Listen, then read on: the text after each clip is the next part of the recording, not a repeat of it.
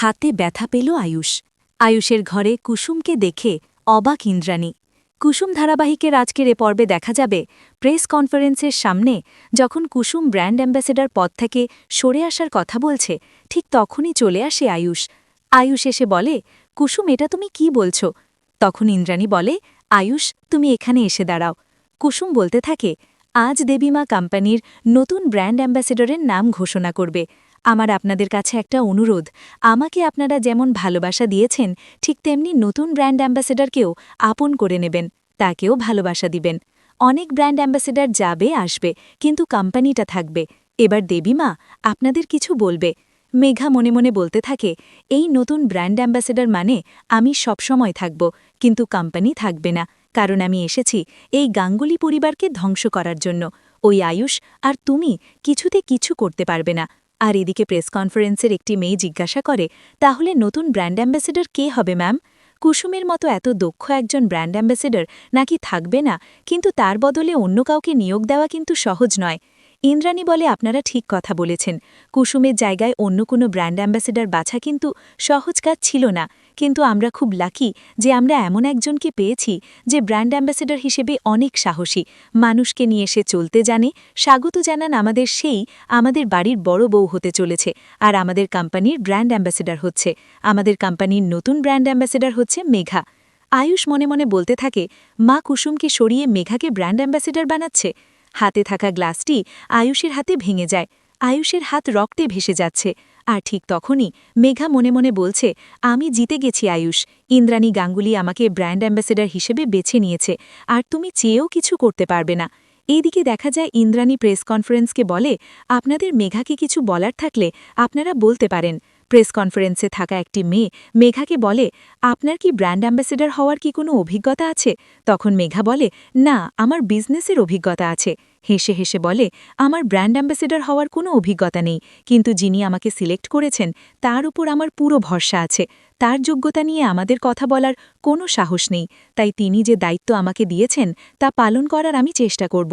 Press কনফারেন্সে থাকার মেয়েটি জিজ্ঞাসা করে, কুসুমের মতো একজন অভিজ্ঞ ব্র্যান্ড অ্যাম্বাসেডরের জায়গায় আপনি থাকছেন, একটু প্রেশার তো আপনার থাকবেই।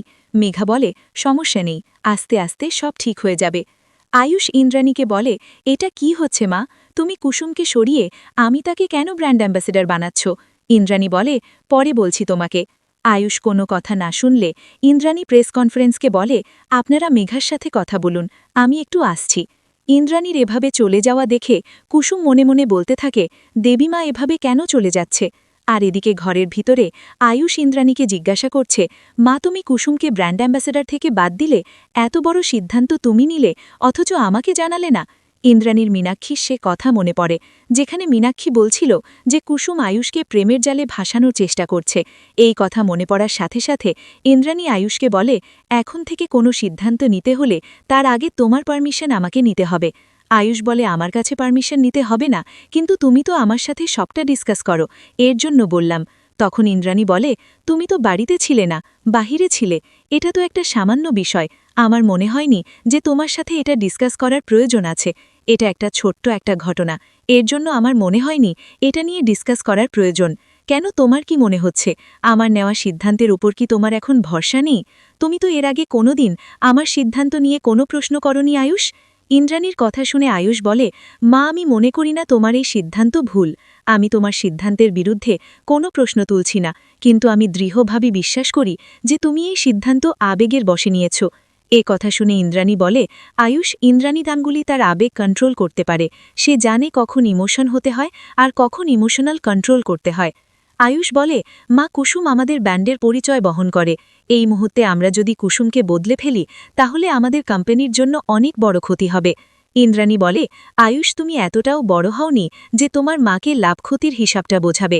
এতটা বছর বিজনেস করছি, নিজে থেকে সব সিদ্ধান্ত নিয়েছি, তার জন্যই আজ আমি এই গাঙ্গুলি কোম্পানি এখানে দাঁড়িয়ে আছি আমি।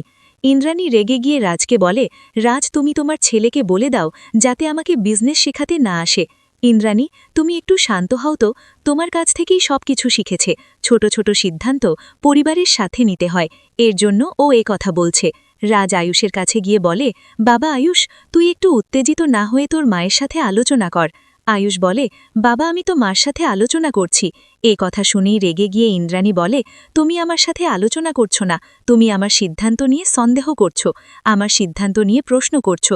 আয়ুষ বলে, আমাদের কোম্পানির নিয়ম তো আমরা কর্মচারীর যত্ন নেই, তাদের সাথে কোনো অন্যায় কথাটা শোনা মাত্র ইন্দ্রাণী বলে, দাঁড়াও, এসব কি বলছো তুমি আয়ুষ? ইন্দ্রাণী গাঙ্গুলি কখনো কোনোদিন কোনো কর্মচারীর সাথে অন্যায় করেনি, আর হতে দেয় না। তখন আয়ুষ বলে, এই প্রথম তুমি কুসুমের সাথে অন্যায় করছো মা, আর অন্যায় হতে দিয়েছ। ওর কোনো দোষ ছাড়াই ওর পদ ওকে ছাড়তে হচ্ছে। এখন কেউ যদি ওর মুখে কালি ছড়িয়ে দেয়, তাতে ওর কি দোষ বলো তো? ইন্দ্রাণী বলে, আয়ুষ, আমি কখনো কারো ইচ্ছের বিরুদ্ধে কোনো কাজ করতে দিই না। কুসুম ব্র্যান্ড অ্যাম্বাসেডর হতে চায় না আয়ুষ। আমি যে কাজটা করছি কুসুমের খুশির জন্য করছি। আমি কুসুমের ওপর এমন কিছু চাপিয়ে দিতে চাই না যাতে ও আনন্দ পাবে না আর খুশিতেও থাকবে না। আয়ুষ তখন তার মাকে প্রশ্ন করে, আচ্ছা মা, তোমাকে কথা কে বলল যে কুসুম এ কাজটা করতে চায় না? কুসুম তোমাকে নিজের মুখে কি বলেছে ও এ কাজটা করতে চায় না? তখন ইন্দ্রাণী বলে, কুসুমের এত বড় সাহস হয়নি যে আমার সামনে দাঁড়িয়ে এই কথা বলবে, তবে এটা ঠিক, ও এ দায়িত্বটা নিজে ছাড়তে চায়। আয়ুষ বলে, মা তোমার কোথাও ভুল হচ্ছে, আমি নিজে দেখেছি ও এই কাজটা এনজয় করে। আমি একদম মানতে পারি না যে কুসুম কথা বলতে পারে। ইন্দ্রাণী বলে, তুমি আমাকে এমনভাবে প্রশ্ন করছো, এমনভাবে জেরা করছো, আমাকে তো তুমি মিথ্যেবাদী বানিয়ে ফেলছো। জীবনে প্রথম কারো জন্য আমার সিদ্ধান্তের ওপর তুমি সন্দেহ প্রকাশ করলে, জীবনে প্রথম এত প্রশ্ন করছো আমার সিদ্ধান্তের জন্য। বেশ, ঠিক আছে, আমার ছেলের সামনে আমি প্রমাণ করে দিব যে আমার সিদ্ধান্ত ঠিক না ভুল। এই কনফারেন্সের শেষে সবার সামনে আমি কুসুমকে প্রশ্ন করব, ওর উত্তর তুমি শুনে নিও, তখন বোঝা যাবে। আর এদিকে দেখা যায় কুসুম বলতে থাকে, দেবীমা আর ছোট সাহেবের মধ্যে সম্পর্ক ঠিক আছে তো? আমার কেন জানি মনে হচ্ছে তাদের দুজনের মাঝে আবার দূরত্ব সৃষ্টি হবে। এদিকে কনফারেন্সে থাকা মেয়েগুলো নানা প্রশ্ন করতে থাকে মেঘাকে বলে, ম্যাডাম আমরা আপনার একটি ছবি তুলতে চাই। তখন মেঘার ছবি তুলতে গিয়ে ছবিগুলো ভালো লাগে না কনফারেন্সে থাকা লোকগুলো চলে যেতে লাগল। সিদ্ধান্ত বলে, আপনারা আরও প্রশ্ন করতে পারেন তো? কনফারেন্সে থাকা মেয়েটি বলে, আমাদের ক্ষমা করবেন, আমাদের মনে হয় কুসুম ছিল নিখুঁত ব্র্যান্ড অ্যাম্বাসেডর। ইন্দ্রাণী ম্যাডামের কথার উপর তো কোনো কথা বলার আমাদের যোগ্যতা নেই, কিন্তু আমাদের ব্যক্তিগত কথা হলো কোম্পানির মুখ বদল করা ঠিক হয়নি। এ কথা বলে তারা সেখান থেকে চলে যায়। তখনই মনে মনে মেঘা বলতে থাকে, কুসুম সরকার সবাইকে হাত করে নিয়েছে, আমিও দেখব কতদিন মানুষ ওকে মনে রাখে। এদিকে ইন্দ্রাণী পরিবারের সকলের সামনে আর আয়ুষকেও সামনে রেখে কুসুমকে বলতে থাকে, তুমি কি কোম্পানির ব্র্যান্ড অ্যাম্বাসেডর হতে চাও, নাকি জোর করে তোমার ওপর এই কাজটা চাপিয়ে দেওয়া হয়েছে? কোন কাজটা তোমার বেশি পছন্দ, রান্না করা নাকি ব্র্যান্ড অ্যাম্বাসেডর হিসেবে থাকা? উত্তরে কুসুম বলে, নিজের হাতে রান্না করা আর আপনার সেবা করা। ইন্দ্রাণী কুসুমকে বলে, তাহলে ব্র্যান্ড অ্যাম্বাসেডর হিসেবে তোমাকে রেখে তোমার উপর বোঝা চাপিয়ে দেওয়া হয়েছে, তাই তো? কুসুম যেই বলতে যাবে তখনই তাড়াতাড়ি করে মেঘা এসে বলে, হ্যাঁ মনি, কুসুম আমাকে এ কথাগুলোই বলেছে, ও এ কাজটা করতে চায় না। আর একটা কথা, যার সাথে আমার ভবিষ্যৎ জড়িয়ে আছে সে চায় না আমি ব্র্যান্ড অ্যাম্বাসেডর হই, সে খুশি না, সে বলে কুসুম এই কোম্পানির জন্য যোগ্য। তাই মনি, আপনাকে বলছি আপনি প্লিজ কুসুমকে কোম্পানির জন্য ব্র্যান্ড অ্যাম্বাসেডর হিসেবে বেছে নেন। তখন ইন্দ্রাণী আয়ুষকে বলে, তাহলে শোনো আয়ুষ, কুসুম নিজের মুখে মেঘাকে এই কথা বলেছে, তাহলে তুমি সবটা শুনলে, এখনও কি আমার সিদ্ধান্তের ওপর সন্দেহ আছে? তোমার হবু স্ত্রী বলছে, তুমি কি তাকেও বিশ্বাস করো না? তখন আয়ুষ বলে, আমি চাই কুসুম নিজের মুখে সবটা আমাকে বলুক। আয়ুষ কুসুমের কাছে গিয়ে বলে, তুমি বলো কুসুম। তখন কুসুম বলে, দেবীমার সিদ্ধান্ত আমার কাছে চূড়ান্ত সিদ্ধান্ত। ইন্দ্রাণী বলে, কুসুম আমার সিদ্ধান্ত মেনে নিয়েছে, এরপর কে কি ভাবল না ভাবল এতে আমার কিছু যায় আসে না। আজকের পর থেকে আমাদের কোম্পানির মুখ হবে মেঘা। এ কথা বলে ইন্দ্রাণী সেখান থেকে চলে যায়। এরপর দেখা যায় আয়ুষ ঘরে বসে থাকে, সেখানে কুসুম গিয়ে বলতে থাকে, আপনার হাতে এখনও কিছু লাগাননি? তখন আয়ুষ রেগে গিয়ে বলতে থাকে, তুমি এখান থেকে চলে যাও। কুসুম বলে, তাহলে আপনার হাতে ওষুধটা লাগিয়ে আমি এখান থেকে চলে যাব। আয়ুষ রেগে গিয়ে বলে, তোমাকে বলছি না তুমি এখান থেকে চলে যাও, তোমার মুখটাও আমি দেখতে চাই না। কান্না করে কুসুম বলতে থাকে, আমি আপনাকে ওষুধটা লাগিয়ে চলে যাব, না হলে আপনি কষ্ট পাবেন। আয়ুষ বলে, সবসময় তুমি যা বলবে তাই আমাকে করতে হবে? তুমি আমাদের কোম্পানির ব্র্যান্ড অ্যাম্বাসেডর পদ থেকে সরে গিয়েছ, এখন তো ফ্রি আছো, রান্না করে গিয়ে কাজ করো। আজ যেটা তুমি করেছ আমার সাথে, কোম্পানির সাথে আর কোনো সম্পর্ক তোমার নেই। তুমিও আজকের পর থেকে শুধুমাত্র গাঙ্গুলি পরিবারের কাজের লোক। আয়ুষের মুখে এ কথা শুনে অনেক কষ্ট পায় কুসুম। আয়ুষ বলে, সত্যি এই মুহূর্তে আমার তোমার সাথে কথা বলতে ইচ্ছে হচ্ছে না, তুমি এখান থেকে চলে যাও। তখন কুসুম বলে, এই ক্ষতর মধ্যে ওষুধ না লাগালে আপনি অনেক কষ্ট পাবেন। আয়ুষ বলে, তাতে তোমার কি যায় আসে? আমি কিসে কষ্ট পেলাম, কিসে আঘাত পেলাম, এতে তোমার কি? তখন কুসুম বলে, আমার কষ্ট হয় সত্যি, আমি কোম্পানির ব্র্যান্ড অ্যাম্বাসেডর হওয়ার যোগ্য নই। মেঘা ম্যাডাম সব দিক দিয়ে আছে, ছোট সাহেব দেবীমা এই সিদ্ধান্তটা নিয়েছে, আর আমি এই সিদ্ধান্ত কি অমান্য করব? আপনি তো ভালো করে জানেন আমি দেবীমার কথা ফেলি না।